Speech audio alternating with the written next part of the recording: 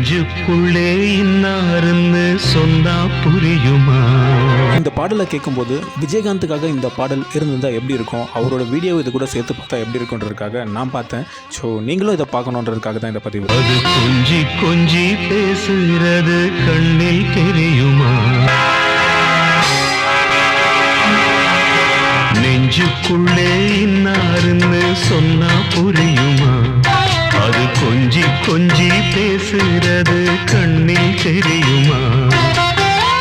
உலக